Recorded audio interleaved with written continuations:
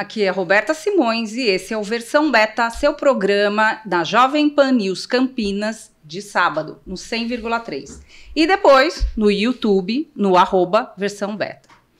Bom, hoje nós vamos falar sobre empreendedorismo. E nada melhor do que ele. Ele que é filho de Campinas, é um empreendedor, ex-deputado federal e que mais? Muito obrigado por ter aceito esse convite, Alexis Fontaine. Obrigado Roberta. Fantástico estar aqui conversando sobre aquilo que eu vivi na pele, empreendedorismo, absolutamente do zero. Exato. Você sabe que eu pensei não, vou te falar o que aconteceu com esse tema. Eu faço parte da bancada na quinta-feira, na Jovem Pan, e outro dia saiu esse assunto do empreendedorismo, do empreendedor, né? E o que a gente percebeu? Mas deu uma repercussão enorme, porque as pessoas começaram a contar a experiência dela, o ouvinte contando a experiência.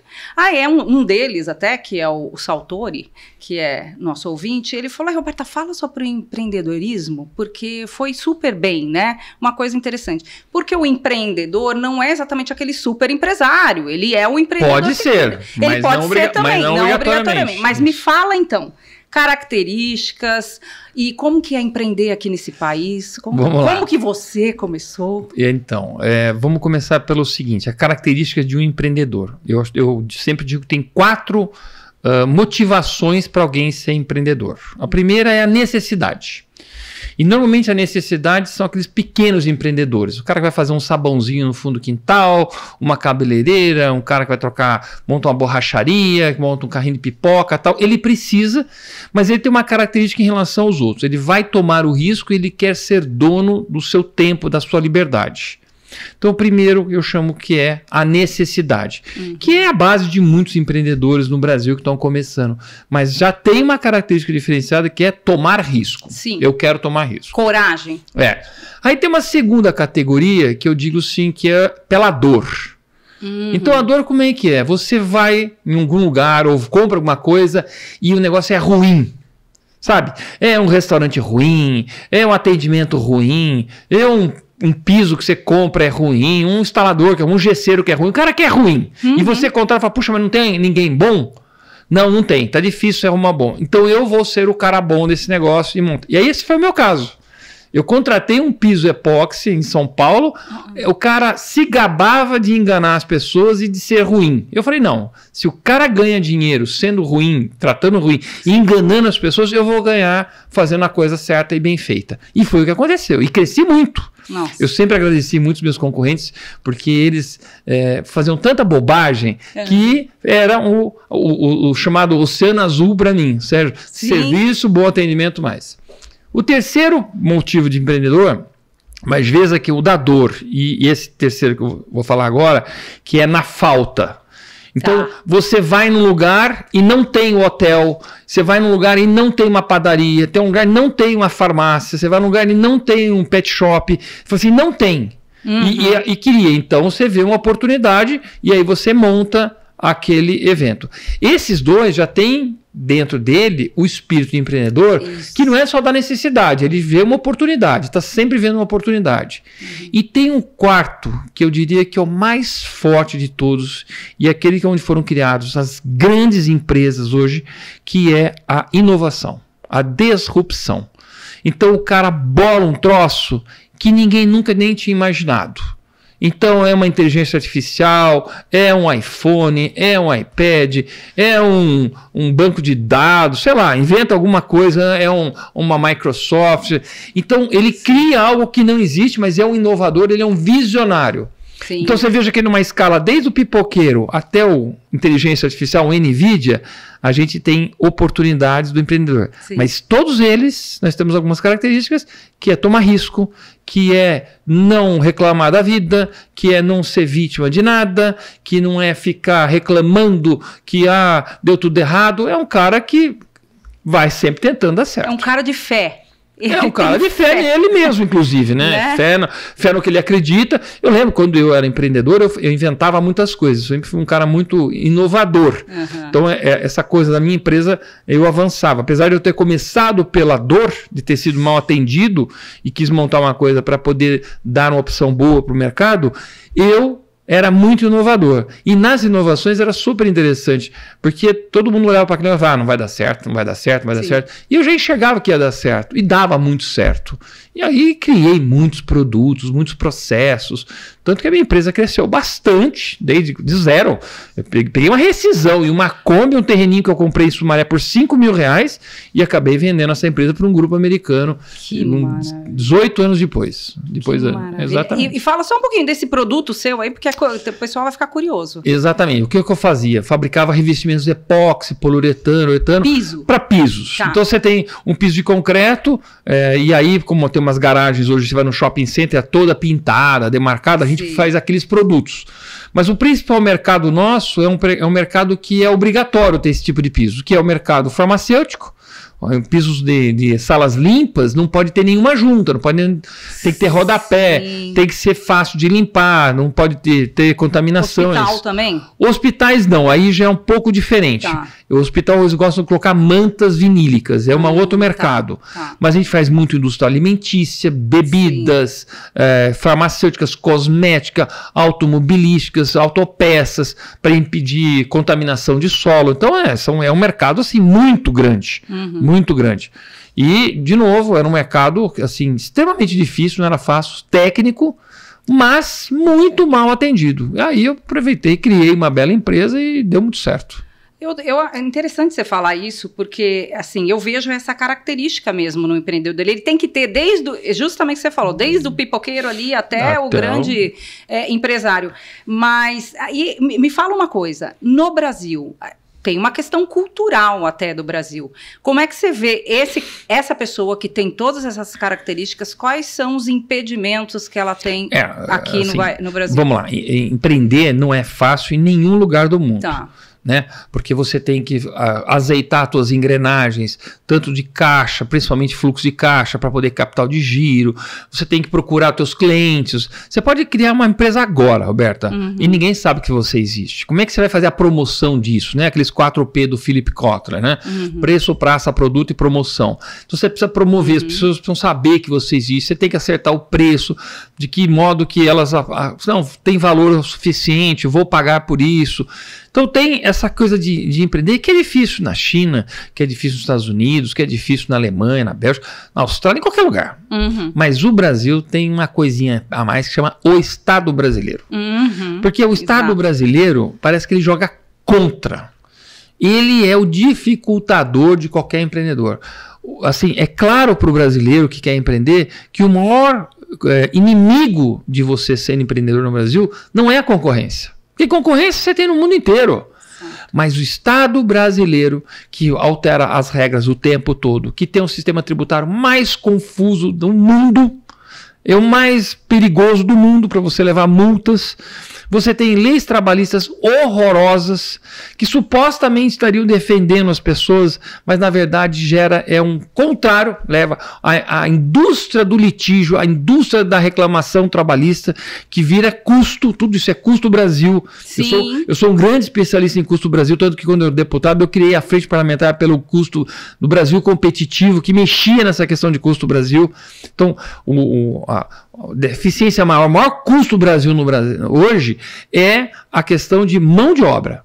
Mão de obra não capacitada, mão de obra que entra com litígio a qualquer hora, a qualquer coisinha. Tô com uma unha encravada, já pega uma licença de 30 dias, e aí não produz, não quer trabalhar, aí entra na CIPA, ganha estabilidade, aí começa, tô com doença, ele me ofendeu, não quer trabalhar. Não quer trabalhar. E isso acaba virando um preço muito caro para as empresas. Então, o Estado brasileiro, com tributação, leis trabalhistas, todas as questões de regulamentação. Eu tinha uma indústria química, Roberta. Eu tinha que ter licença, vou falar para vocês, do IBAMA, da CETESB, da Prefeitura, da Polícia Civil e do Exército. Caramba, cinco só para falar que é químico. O que o IBAMA, e a fábrica estava em Sumaré, assim, numa área totalmente urbanizada. Sim. Não tinha árvore na rua. O que o IBAMA está fazendo? A CETESB não é o suficiente? Não, mas eu te pergunto, o que o IBAMA tem a ver? Nada, mas porque é químico, o IBAMA entra no meio do caminho.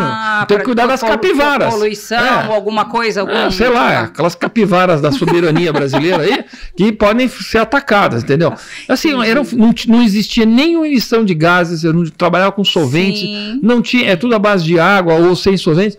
Mas mesmo assim, o IBAMA, eu não emitia nenhum efluente, nada, nenhum gás, nada, nenhum ruído, nada.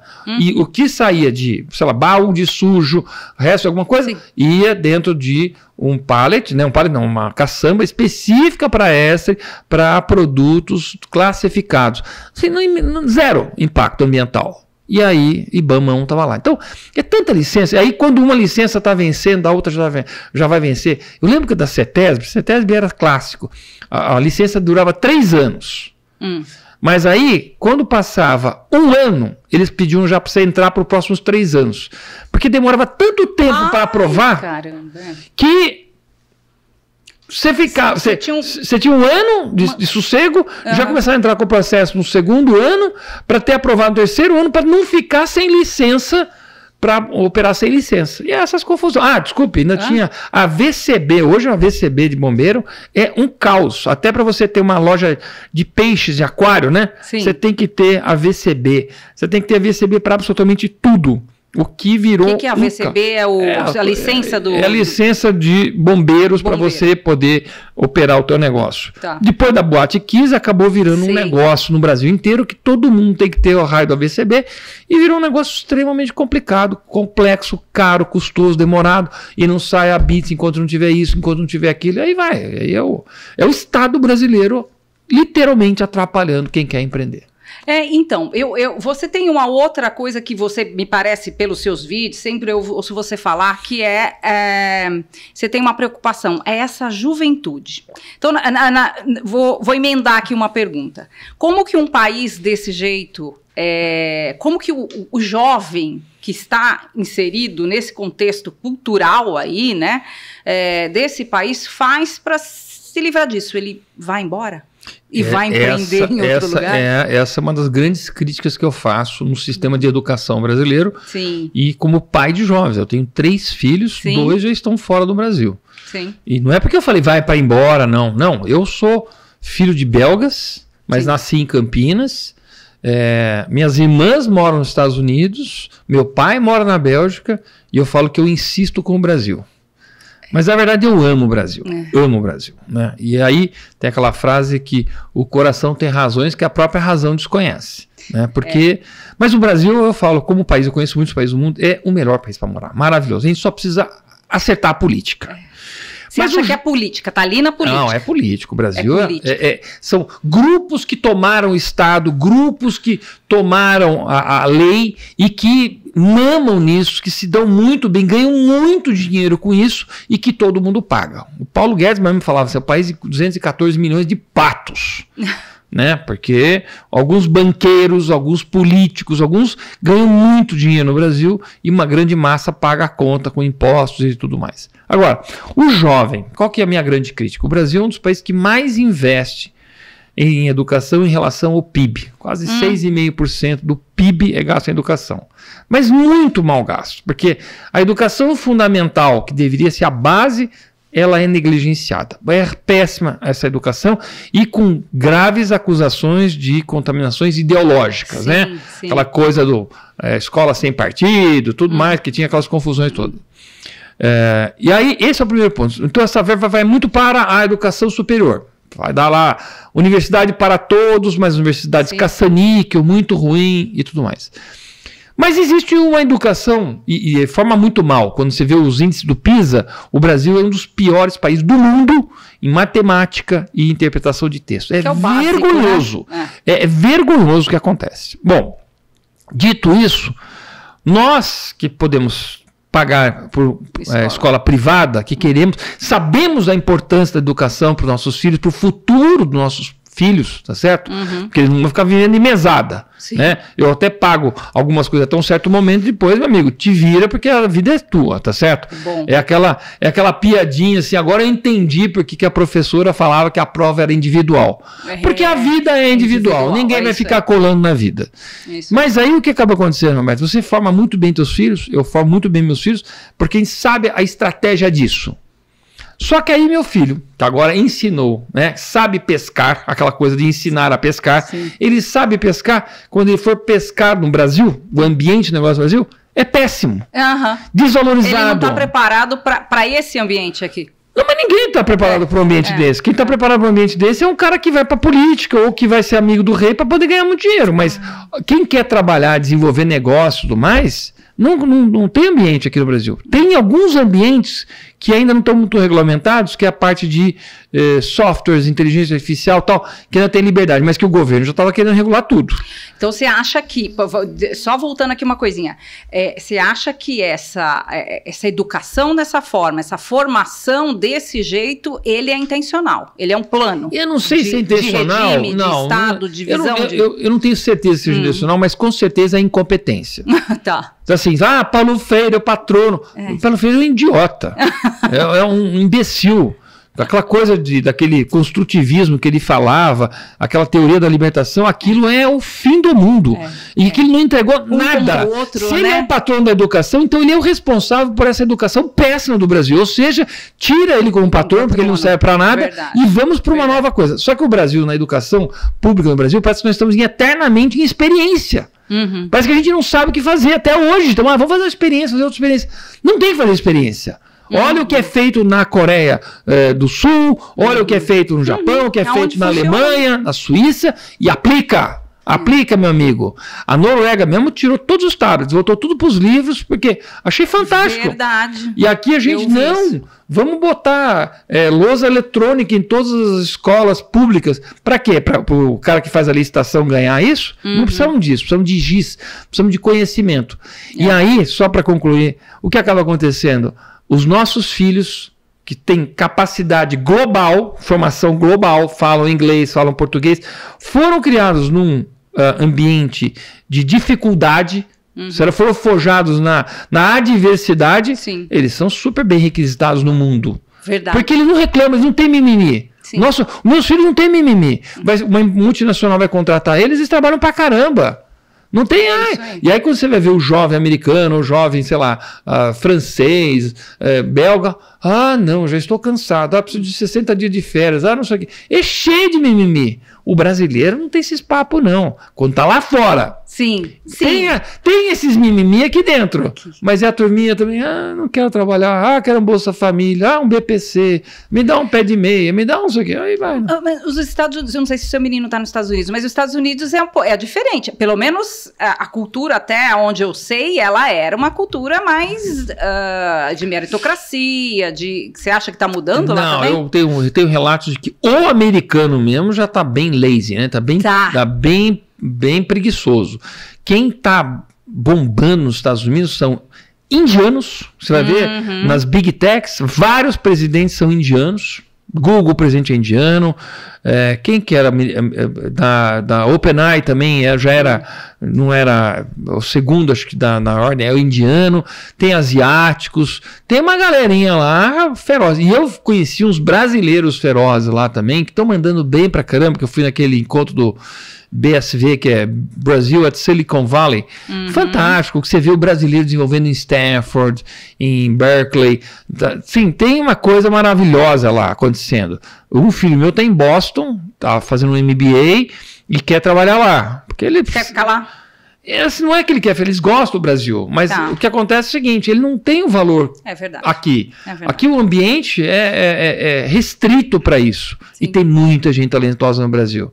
Então, ele tem que ir onde ele é valorizado. Meu outro filho que está na Alemanha, um publicitário, chegou lá, já ganhou vários prêmios, os caras amaram ele, não é reclamão, trabalha pra caramba, vem cá, tá na agência e tá super bem. Tá vendo o que acontece? É esse o ponto.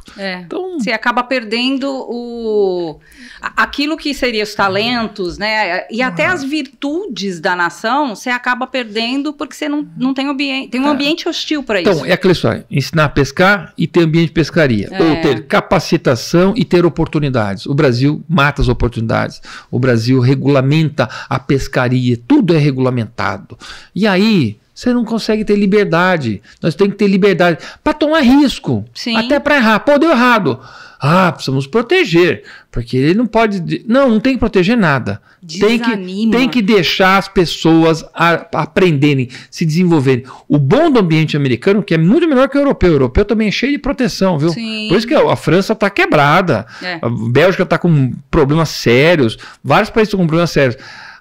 O ambiente dos Estados Unidos te vira. Quebrei. Parabéns, tente novamente. Mas ninguém vai ficar passando pano, ninguém vai ficar coitadinho, o Estado vai te ajudar, vai te salvar. Não tem isso aí, não. Você sabe que eu estudei lá, né? Eu fiz college nos Estados Unidos. E eu percebi uma diferença muito grande de quando... Desculpa, estou dando depoimento aqui meu. Mas assim, eu percebi uma diferença muito grande de relacionamento entre professor e aluno. Lá e professor e aluno aqui. Lá, é isso que você está falando. Te vira, mas te vira, eu tô do teu lado. Se você quiser, eu tô aqui do teu lado para você. Então, assim, tem esse apoio. E aqui, muitas vezes eu vi competição de professor com aluno. Sabe, professor que comigo você não tira nota boa, porque bom é perfeição, perfeição você não é. Olha que babaquice. Não, olha que coisa tola, porque qual que é o incentivo que você dá para um jovem dele querer ser melhor se ele... Não, você não vai tirar 10 nunca. Assim, eu também tive experiências péssimas em universidade, focava no mercado de trabalho, queria logo entrar no mercado, não queria saber das papagaiadas e tudo mais, mas eu vejo que no Brasil, inclusive as universidades mesmo, a Unicamp é um pouco melhor porque ela conseguiu isolar um pouco aquela turma chata, né, e maluca que é da turma de sociologia, de antropologia, aquela turma lá. Você acha que a Unicamp... Ela conseguiu, que ela tem algumas parcerias com a Petrobras, com algumas empresas, então fizeram trabalho juntos.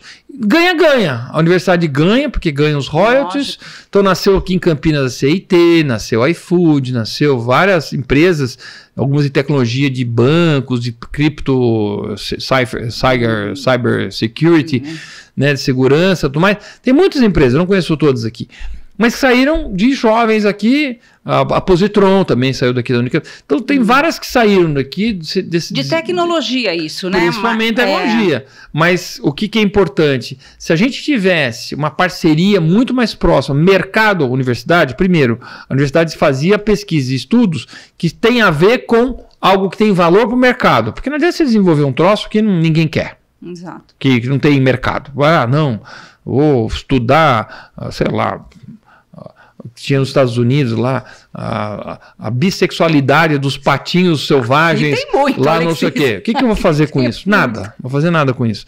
Mas, quando a gente vai para nanotecnologia, quando a gente vai para outras questões de inteligência artificial, para tantas fronteiras que tem para inventar aqui, ou o que o Brasil tem de talento, né, ou tem de potencial, que o próprio Ricardo Salles falava muito, que é a nossa biodiversidade, nós temos um banco genético desconhecido, tantos princípios ativos que podem estar na Amazônia, podem estar na Mata Atlântica, que pode estar no Cerrado, sabe, que temos que desenvolver. Mas o Ricardo Salles falava assim, Alex, quando a gente vai tentar abrir isso, vem aqueles eco-chatos, falam, não pode mexer em nada, não pode tocar em nada, não pode pesquisar nada. Sabe o que acontecia? Acontecia pirataria de biotecnologia, quer dizer, vinham pesquisadores da Alemanha, todos escondidinhos, dizendo que era missionário, e faziam pesquisa. ONGs e tudo mais, né? Levava o princípio ativo, iam naquelas conhecimentos de ribeirinhos, que eles chamam de povos populares, descobriam lá um novo analgésico, um novo Viagra, alguma coisa assim, ficava alucinado, aqueles cipó para fazer chá de ayahuasca, né? Os negros ficam doidão. Mas tudo isso são princípios ativos que, se a gente conseguir desenvolver, de repente nós temos uma riqueza que não conhecemos. Aí a universidade e toda essa mentalidade de esquerda trava tudo. E no Brasil perde todo o sua capacidade e tudo mais. Você falou uma coisa, assim, a gente se deixa explorar, aliás, a gente tem falado muito sobre soberania, né? A gente se deixa explorar de uma forma ilegal aí, nesse caso, né, que a gente está citando, e deixa de aproveitar a oportunidade da gente produzir, da gente desenvolver. Por que isso? Bom, primeiro porque tem essa chama de ignorância, né, de que nós de perceber e de como chama, reconhecer que nós temos muitas riquezas que estão inexploradas. Segundo, é aquela mentalidade anticapitalista das pessoas que falam assim, não vamos, vai explorar os povos indígenas, os ribeirinhos, e pipipi, ficar com umas papagaiadas, mas o que mais é nocivo para o meio ambiente é a miséria. Uhum. Quando tem miséria, as pessoas derrubam árvores, as pessoas fazem tráfico de animais silvestres, as pessoas fazem garimpos ilegais, as pessoas fazem toda sorte de coisa para poder sobreviver. Então seria muito mais inteligente a gente conseguir fazer com que esses princípios ativos ou esse extrativismo sustentável fosse desenvolvido de modo a gente poder manter a floresta em pé, ela valendo muito mais do que ela tombada, e assim a gente ter o que chamamos de preservação sustentável, economicamente sustentável. O que é importante? Algumas empresas já estão fazendo esse trabalho. A própria Natura fez toda uma questão de coletivismo, de óleo de castanha. Tem uma atividades bacanas, são bem bacanas e sustentáveis. Não é só aquela coisa de peça de marketing para ficar mostrando que nós gostamos da natureza. Não, todo mundo sai ganhando. Sim. E regulamenta isso. Agora o Brasil tem uma potencial enorme, mas tem que parar com essa mentalidade anticapitalismo, essa mentalidade tacanha, fechada, achando que se alguém botar o pé na selva, agora começou toda a devastação. Não é nada disso, muito pelo contrário. E aí, mas alguém está ganhando aí, é isso que você alguém está ganhando, muitos alguéms devem estar ganhando aí, e essa proteção desses povos, por exemplo, ela acaba sendo o contrário, né? Porque você deixa de desenvolver a economia, ou enfim, daquele povo que está ali, para poder dar para quem desenvolver. Mas, Roberto, é o seguinte, de novo, você fala assim, não, vamos preservar tudo, vamos cercar a Amazônia, né? Vamos botar um cercadinho lá, ninguém entra aqui preservar aquilo lá. Coisa impossível. Bom, começa que a Amazônia é maior do que toda a Europa. Eu acho que o europeu não sabe isso. O europeu fala assim, como é que vocês não conseguem preservar a Amazônia? Eu falei, vem cá. Acho que nem o brasileiro sabe disso. Não, mas não dá. Você não consegue fazer isso porque via helicóptero você não chega, via avião você não chega. Não dá como você fazer isso.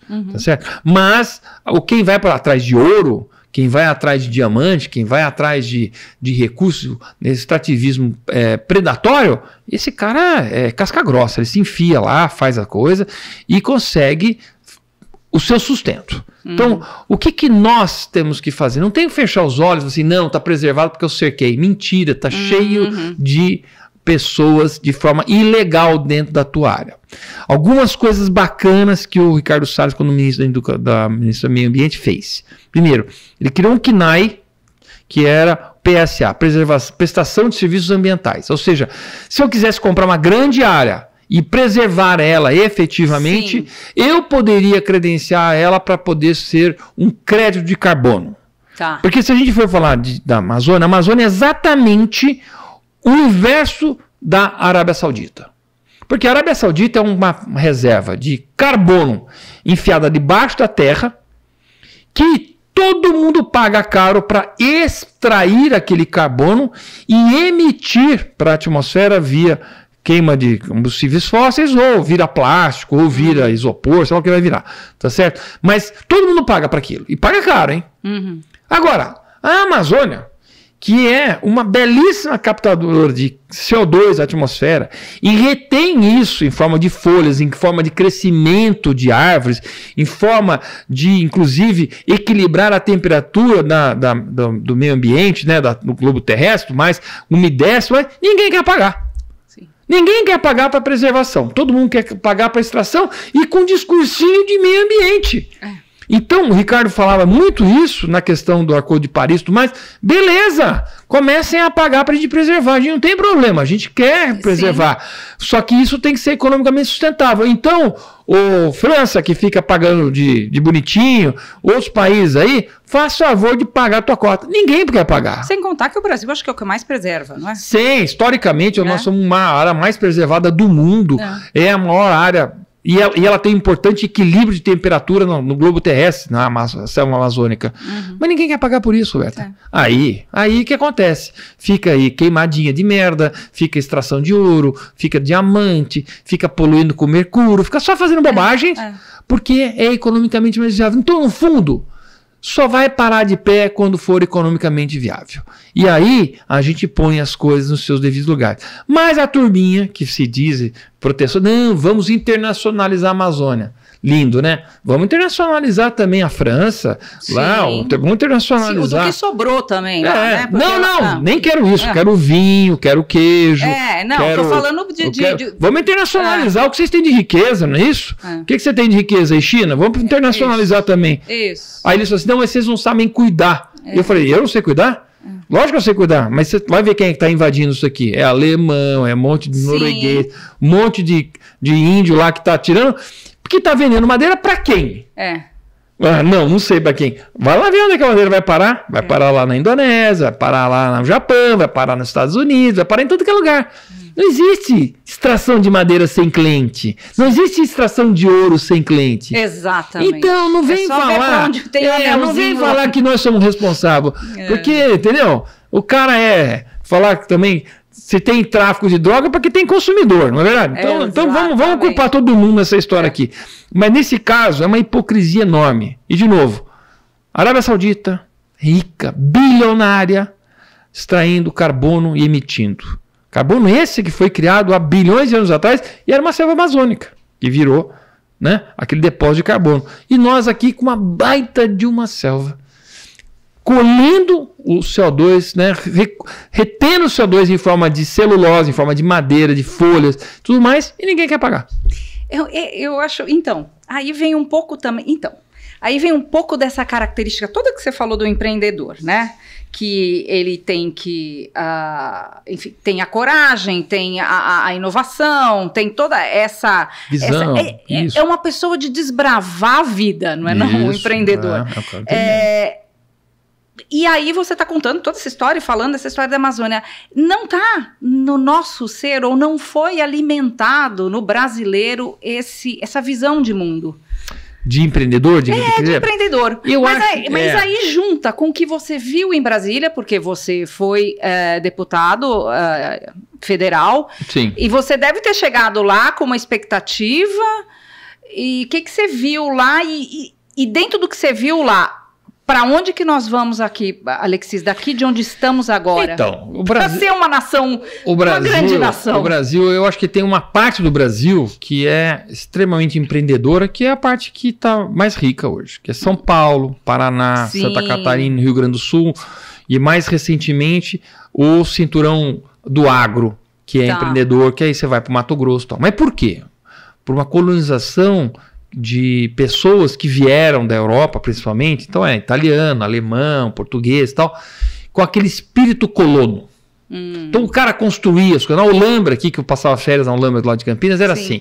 Então os caras iam lá, eles faziam as estufas, eles faziam as granjas, eles construíam. Não era compra pronto, não é compra pronto.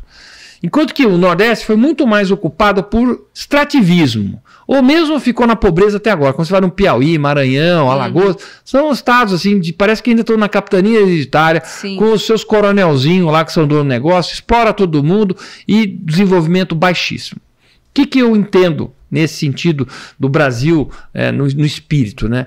Os Estados Unidos, ele é todo criado, né, como uma forma de de colonização, comunidades. Então eles criam essas comunidades, eles têm uma força nesse sentido e a coisa funciona super bem. Agora está perdendo nesses grandes centros, com essas ideias woke, essa porcariada toda que não produz valor, que eles vivem dos outros, né? Você não vê um woke dono de uma empresa grande, não existe, porque os caras não tomam risco, eles parasitam. O wokeismo lá dentro, né? Mas e Brasília é o centro do poder, é onde as coisas acontecem, onde eles dividem o dinheiro que foi tirado de todo o Brasil em forma de impostos. Então eu vi a comissão mista de orçamento, que é nojento.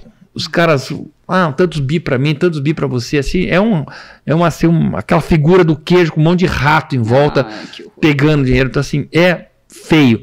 Fora os outros presidentes de Câmara, de Senado, tudo isso, presidente alimentando para aprovar algum projeto, dando um monte de emendas parlamentares, tá?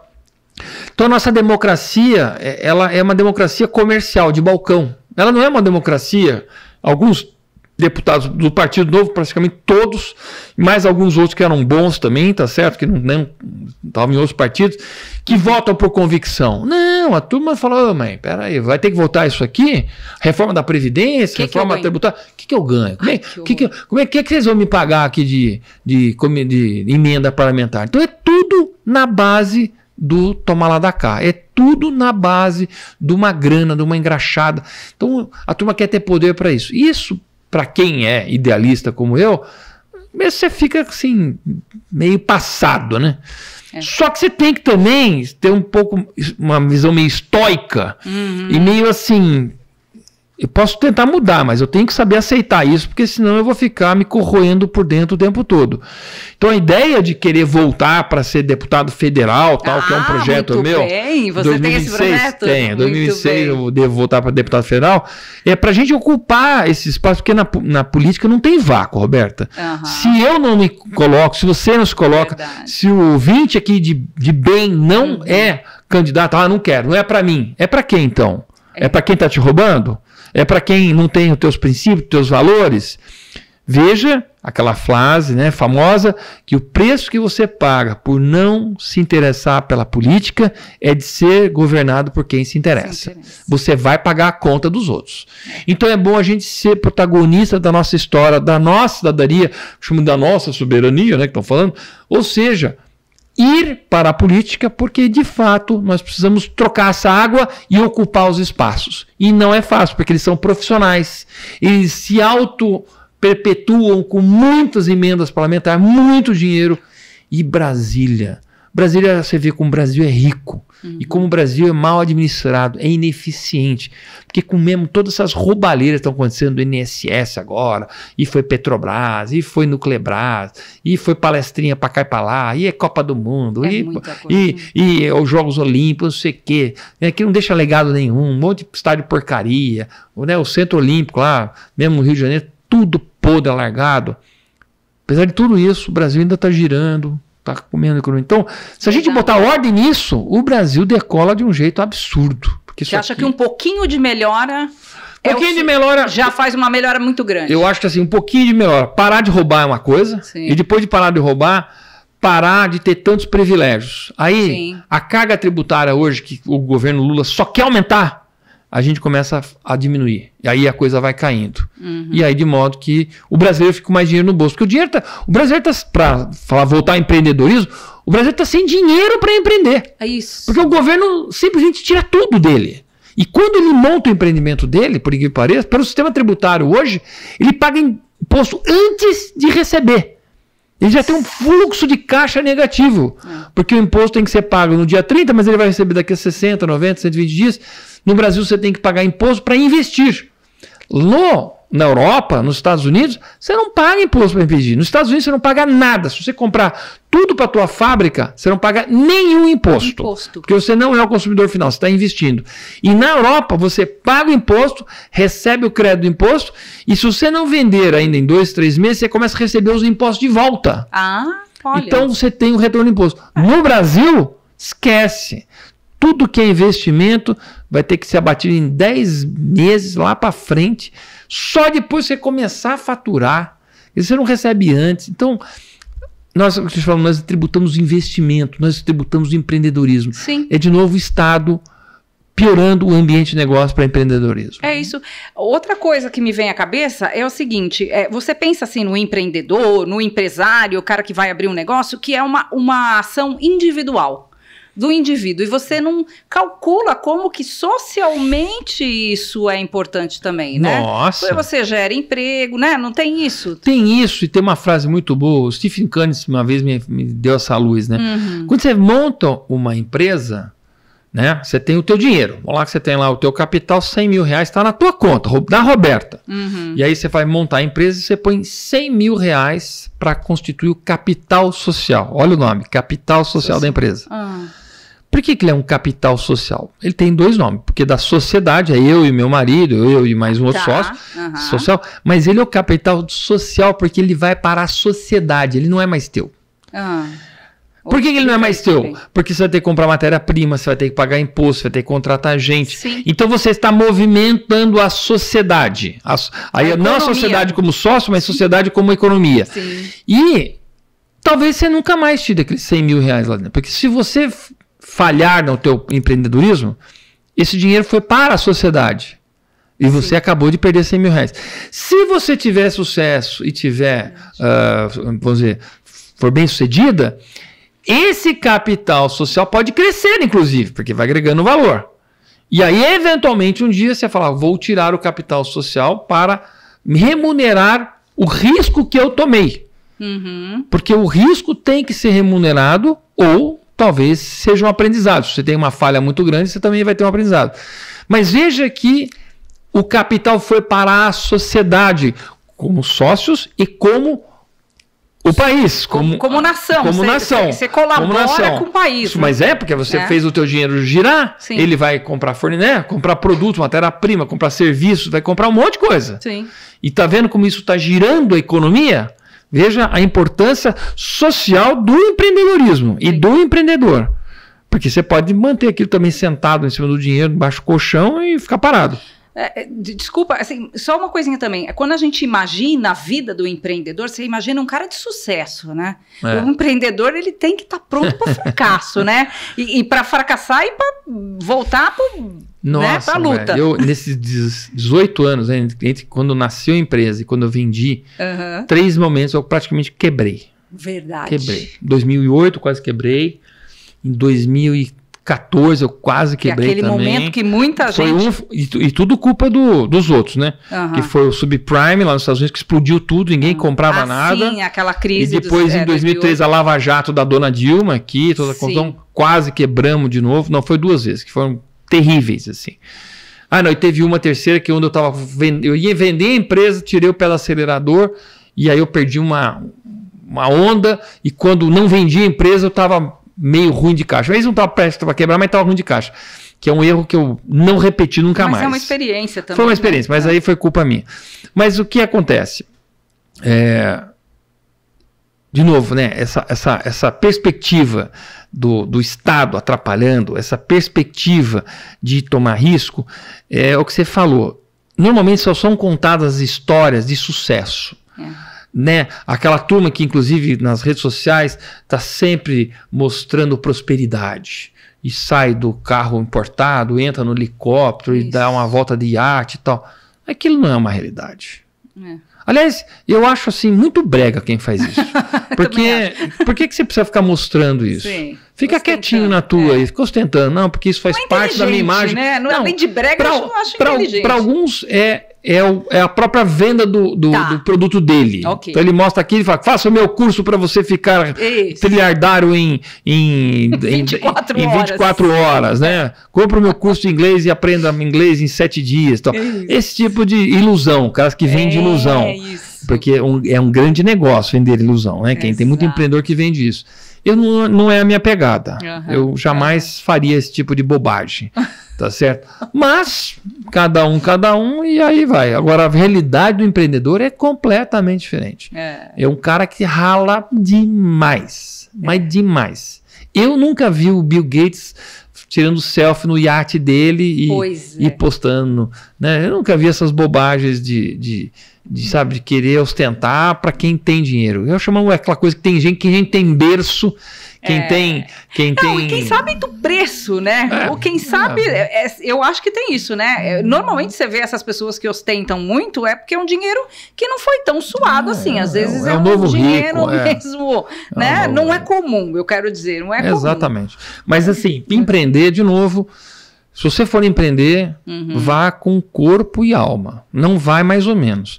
Tinha um professor na Fundação Getúlio Vargas que falava assim, oportunidade é como uma mulher ensaboada saindo correndo. Não tenta pegar na mãozinha, tem que pular, agarrar, assim, ó. Porque senão você perde. Senão você perde. Tem gente que fala cavalo selado. Tem gente que fala cavalo selado. Era um professor... Você usou mulher, tá não, bom, mas ele era uma figura, ele foi um dos criadores da Bolsa de Valores. Que legal. Hélio de Paula Leite. O cara era uma figuraça. Mas a ideia de que ou você pula mesmo, você agarra mesmo uma chance, ou esquece. Porque esse negócio de, não, vou só meio período, só nos fins de semana, agora eu tenho que viajar, agora eu tenho que... Não dá. Eu lembro quando eu comecei, eu trabalhava 14 horas direto, mas direto, viajava pra caramba, não tinha dinheiro para avião, eu ia de carro até Goiás, voltava, até Brasília, voltar para fechar negócio. Não tem. Quem acha ruim de ficar suado, fedido, cheirando a diesel, melhor nem começar. Tem uma frase do Elon Musk que eu acho ótima. Um dia perguntaram para ele numa entrevista assim, o que você falaria para um empreendedor, para estimular, né, para um empreendedor? Ele falou assim, se eu preciso falar alguma coisa para começar, melhor nem começar. Se o empreendedor precisa de uma frase dessa, se ele precisa de uma frase dessa, eu acho melhor não começar. É verdade. Eu ia pedir para você falar uma frase agora. Então, a frase. Ai, que ótimo conversar com você. Aqui já passaram uns 40, 50 minutos, Alexis. Isso. Mas, por favor, você não precisa falar uma frase, mas dá uma luz pra gente aqui, dá uma luz porque nós estamos num momento meio sombra, dá uma luz de país e para esses jovens que estão aqui e querem ficar aqui. Eu diria o seguinte, primeiro, o Brasil é um país de muitas oportunidades, e elas não são claras, elas não são óbvias. Para os jovens, mergulhem profundamente nessa questão de inteligência artificial, porque é um novo mar azul de oportunidades. Sim, vai ter muita coisa. Eu não entendo disso, mas eu já falei para meus 3 filhos, assim, são obrigados a se enfiarem nisso, ir em palestra, ir em estudos, e entender isso aqui, e saber computação, programação, porque vocês estão com 22 anos, 25 anos, 28 anos, vocês têm um mundo pela frente.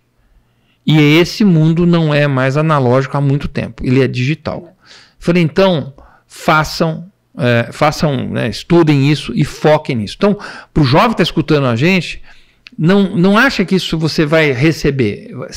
Vai atrás de curso e já vai ter muito picareta querendo vender curso de IA aí.